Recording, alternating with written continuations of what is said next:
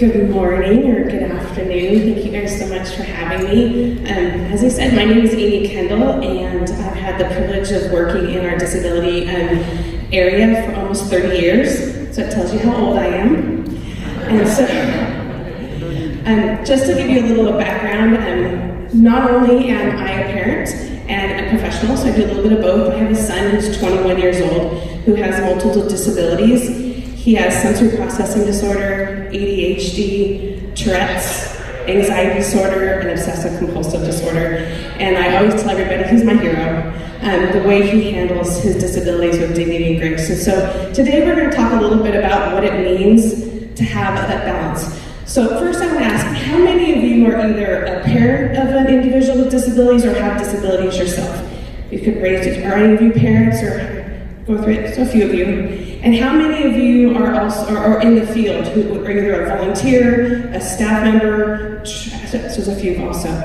So I have the privilege of having both areas. And so first I want to talk to you a little bit about what is balance. And so balance is an even distribution of weight, enabling someone or something to remain upright and steady. And so to have balance, it keeps us upright. If we don't have balance, we tend to lean over, we tend to drop things, we tend to miss out on things. And so a lot of times we're wearing multiple hats. And so we're going to talk about that, what it is to wear a hat as a parent with a disability, an individual with disability, but also either a leader or a volunteer in a disability area.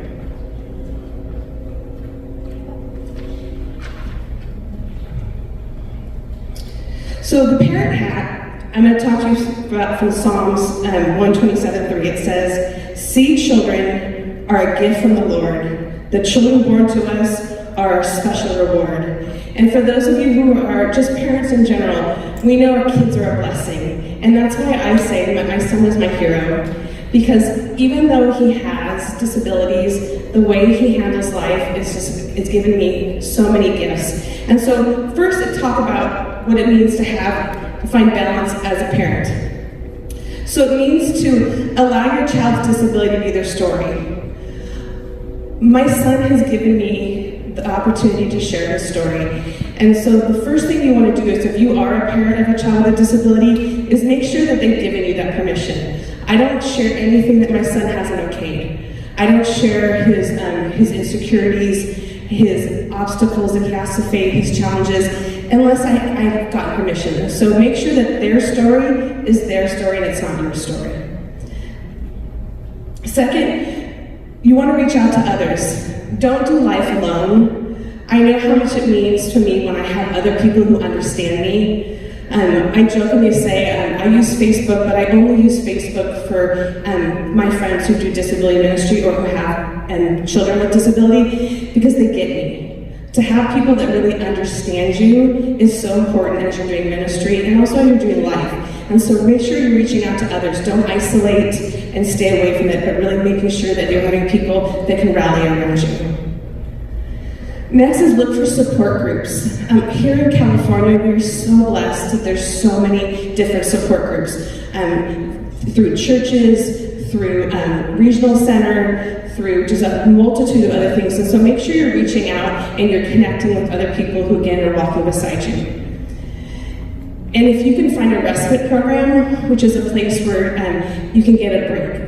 Respite basically means to have a break. And so find a respite program. If your church doesn't have one, look for a church in your local area where you can go and take your child and drop them off and go and take some time. We at Mariners have a respite program once a month, and the giving our parents the gift of time where they can just go home and go back to sleep. Or maybe they can go shopping without a child at Target saying, "I want that car, I want that Barbie." It's so much, such a blessing for them. So give them time. So those are the ways to find balance. But what are some of the goals that we have as a parent of a child with a disability?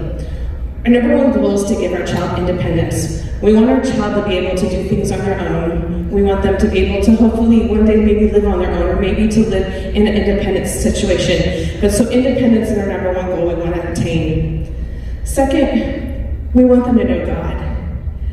I had a pastor a long time ago tell me that I didn't need to share Christ with our families because all individuals with disabilities got to heaven. And I told them I wasn't willing to take that risk, and so I shared Christ with every single one of my kids that come through our ministry. And so that knowing that, without a shadow of doubt, they've heard the gospel. Next is we want our kids to have friends. We want them to have somebody who cares about them, not just us, but someone that they can link arms with and do life with. And so that's another thing, is finding some place where your child is making friends and making peers. Also, we want them to be accepted. Different churches have different ways that we attain the disability ministries, but ultimately I wanted my child to be able to come through the door and someone to say, Kaden, we're so excited you're here. And to have someone other than myself care about them. For a lot of our kids, sometimes it's those faces of like, oh goodness, that child is coming back to church and he's so much work. But if we can find a place, and allow a place where our kids feel accepted, and secondly, loved, what a great thing to do. And so as a parent, those are some goals that we want to have for our child. Next is finding balance as a leader. So what are some ways to find balance? One, don't do it alone. For a lot of you, you may be at a church and you may be the only staff member or volunteer who's doing disability ministry. And so if that's true, find other churches that are doing what you're doing. Talk to some of the speakers that are here that can connect you with another church. I'm really blessed that I have different people throughout the country that I can reach out to, and I can share my trials, my joys, and I can just call them and say, oh my gosh, I'm having such a hard week. And I can share with them and they say, oh, I get it, I understand. And so find other people that are doing the same thing you're doing. Next is find a mentor. Find someone who's been doing it for a long time. I was blessed with someone who was back east. She was in Washington, D.C. And when I met her for the first time when I was brand new in ministry, she said she'd walk beside me and she would be with me. And so I was able to call her and she was able to encourage me, and iron sharpened iron, and I got better. And on the flip side, God's been able to do that with me. And so I've been able to meet different people throughout the world and throughout the country where they call me on a regular basis, and I get to encourage them and be their biggest cheerleader. And so I let you know right now, if you need someone to be your cheerleader and someone to support you, I'm here for you. Other speakers are here, will be there for you. We'd love to support you, and so don't have a problem reaching out to us, and we'd love to be that for you. Next, you don't need to recreate the wheel. I think sometimes when we think about disability ministry, we think we have to create, some shiny thing and some beautiful new thing. But sometimes just taking what kids ministry is doing or youth ministry is doing and just doing a few tweaks is so much easier. I think the hardest thing we do is we think like, oh, we're going to have this curriculum for our kids in the disability world, and then this curriculum for the typical children's. And the reality is most of our families have multiple kids. And so if John is doing one curriculum and then Sally is doing it different, there's no cohesiveness. And so if possible, find curriculum that you can just do some adaptations, and so that way when our parents are going home, they get to talk about the same curriculum and they're sharing the same thing. And it's not like one sticks out like a sore thumb because they don't get to do the typical curriculum. And so try not to know that you don't need to recreate the wheel. Another one is set boundaries. I learned really early that I am not a no person, and I don't know how many of you are like that. Maybe you're a people pleaser a little bit like me, and so when someone says, can you do this? I say, oh yeah, sure, even though I have a million things on my plate. And so learning to set boundaries, and on that same thing, it's okay to say no. Okay, I want you guys all to practice with me, and I know it's a little slow, but okay, I'm going to say no, and I want you to repeat it. Ready? No. No. Excellent. So next time when your pastor comes up to you and says, hey, can you throw a party for 300 families? You're going to say no. If you don't have the time. If you have the bandwidth, yes. But learn it's okay to set boundaries and say no. Sometimes the best idea is better than all the ideas. And so choose one thing to do. Next is say, we did that one, and then also remember your armor and have a troop. I'm reminded by the story of the armor of God. And so when you read that story in the Bible, if you remember, it talks about the helmet, and it talks about the breastplate, and it talks about the sword, and it talks about the belt. But if you think about it, it never talks about anything on their backs. No armor is on their backs. And in those days, the armor was on the front. And the reason before that is when troops came to battle, they went side to side, and they had each other's backs. And so they didn't need to have anything on their backs because they were linked together side by side. And so remember, have an army, have your troops, and wear those armors. And so that way you guys are binded together and you're supporting each other. And so don't go alone, but remember to do it with someone else. So your goals as a leader. Our number one goal when I was at Saddleback and also at Mariners is connecting kids to God and others. So when you go in every week into your ministry, you remember you're going to do both the vertical and horizontal. So you're going to connect kids to God, up to God, and with others.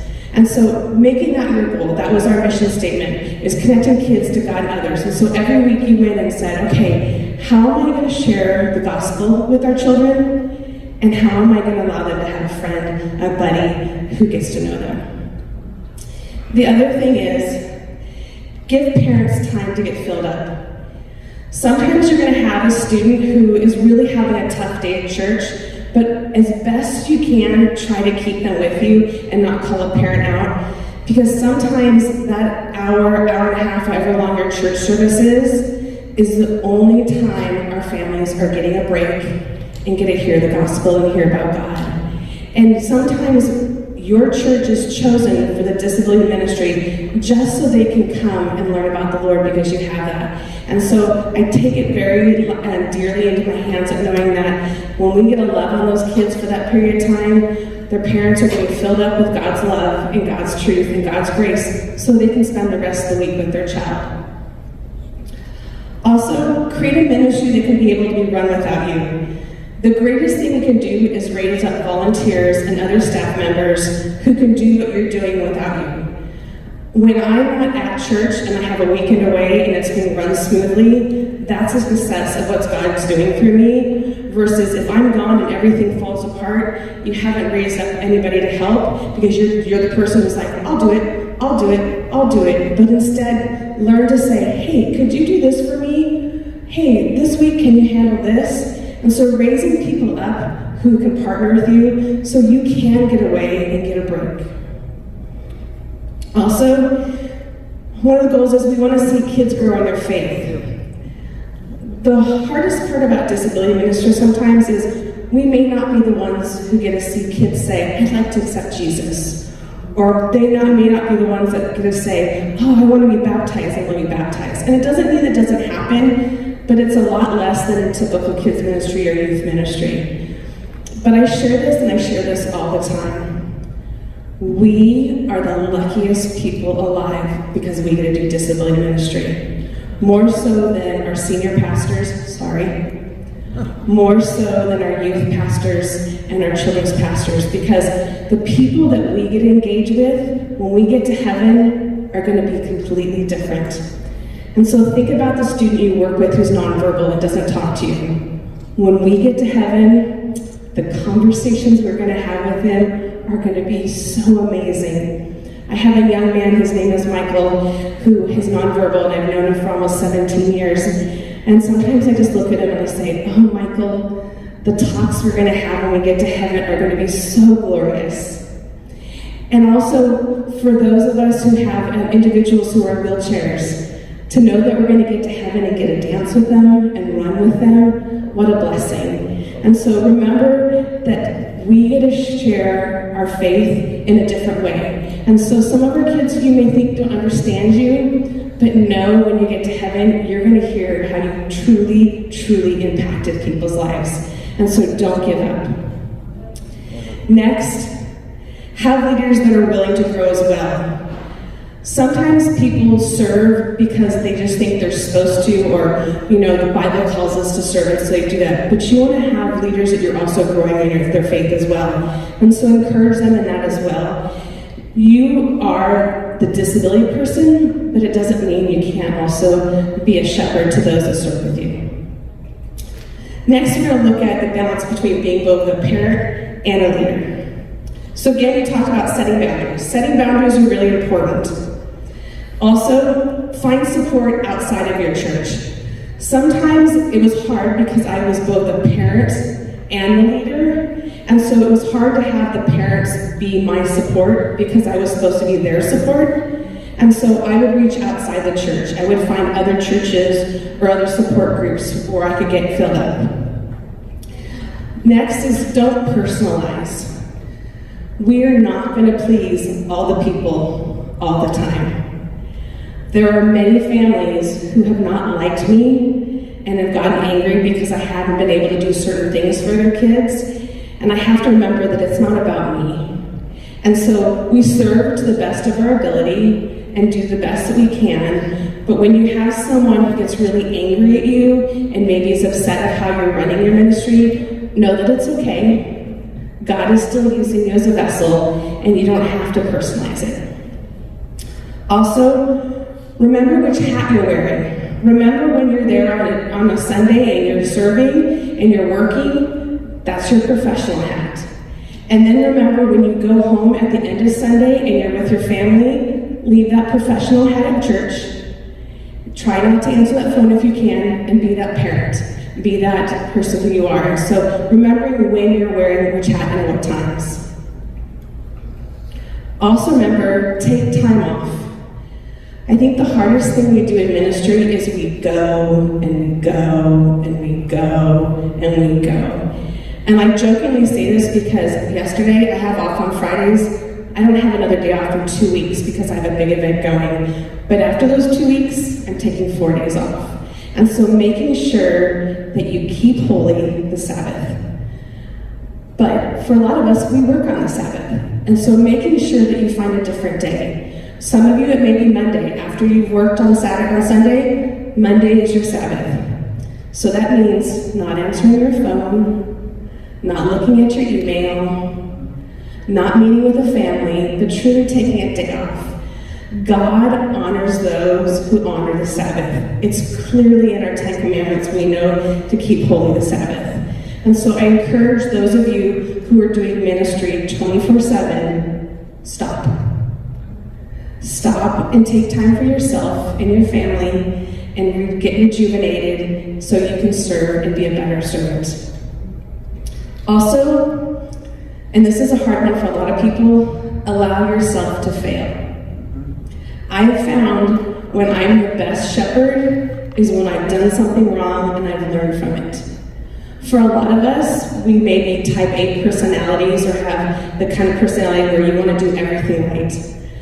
I just recently switched jobs, as you saw, and I've just been on staff on Mariners for about 2 months.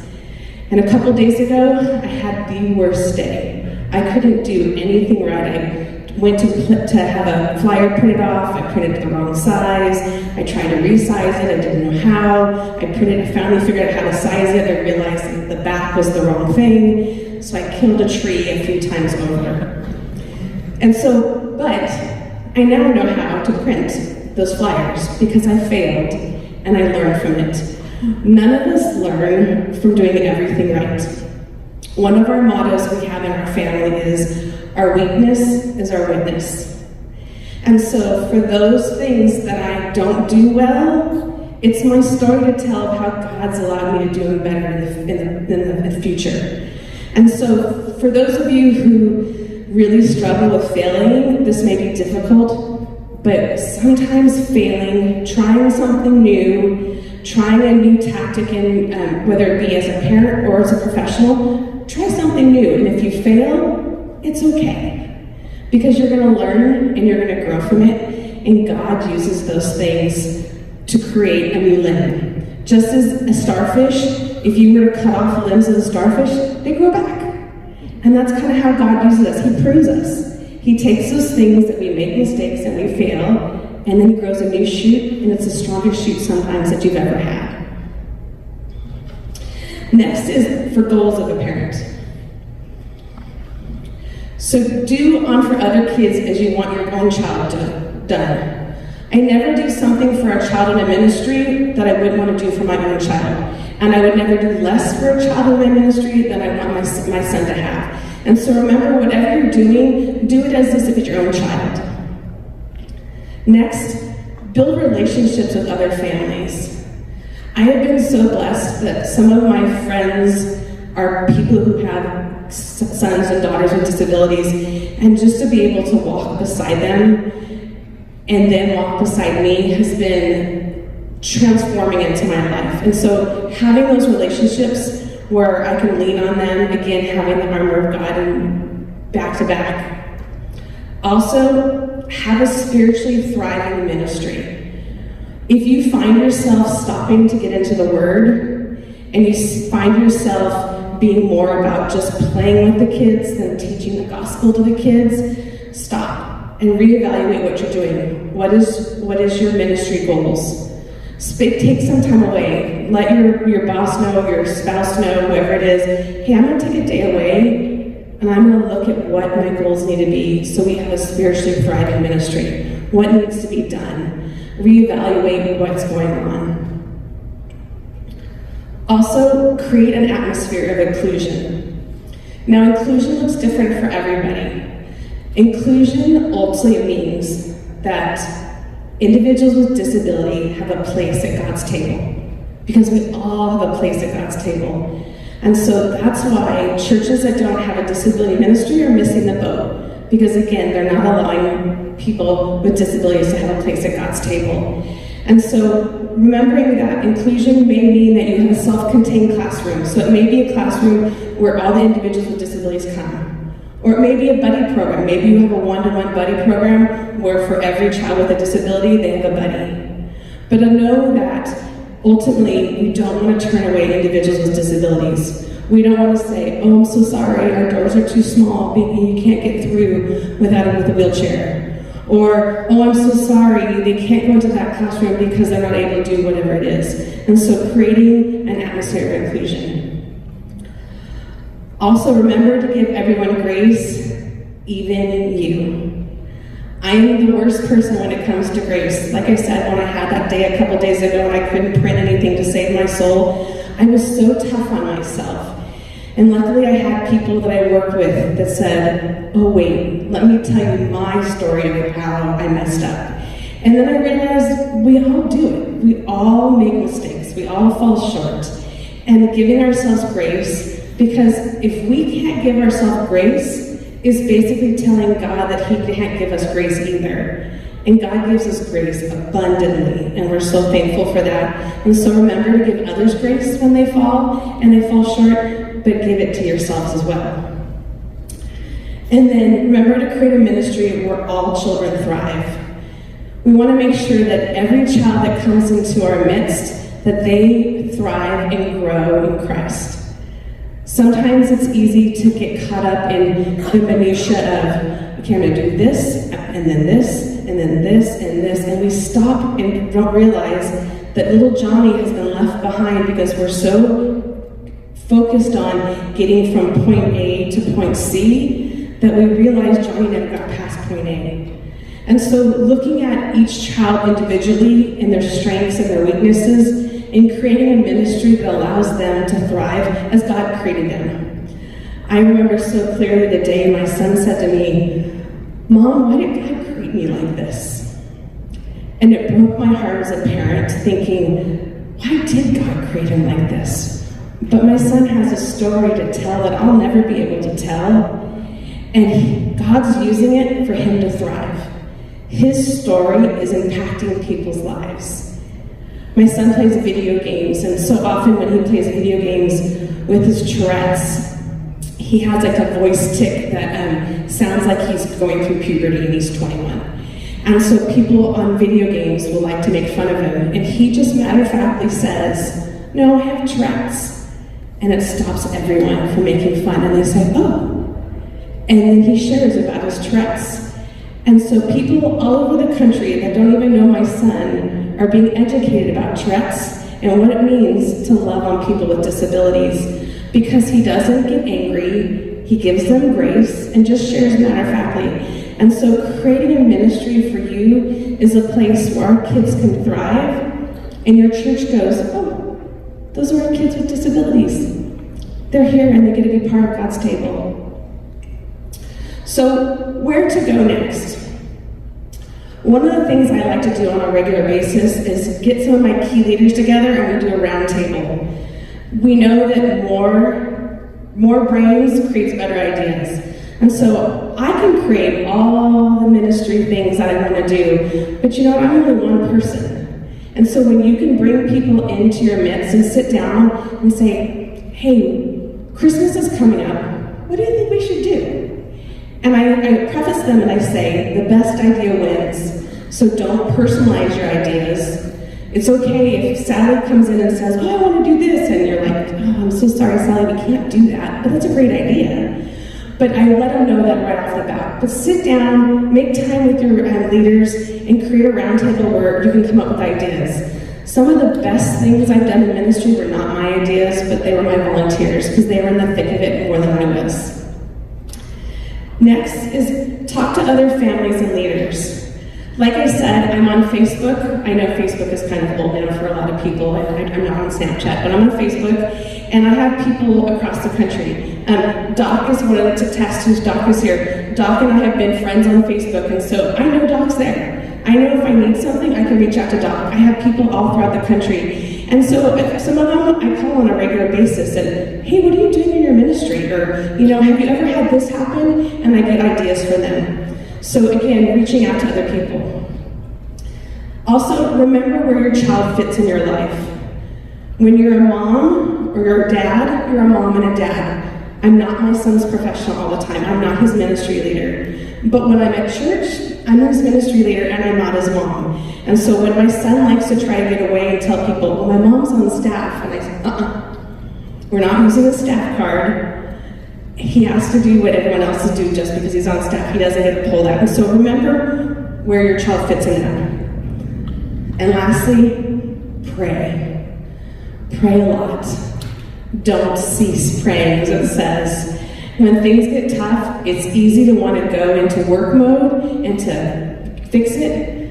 But stop. If you need to get down on your knees and pray and ask for God's wisdom, your ministry will thrive. So let me pray for you guys as we finish up. Lord, I thank you for those that are here. And Lord, just that they're here means that they have a heart for what the world may call the unlovely, but to us, they are the best individuals around. And so I just pray that you bless them as they go about their day and go about their ministry and go about their lives. Bless them in all areas, both physically, mentally, spiritually, emotionally, and even financially, Lord, for them having a heart to serve your lovelies. We pray these things in your name. Amen.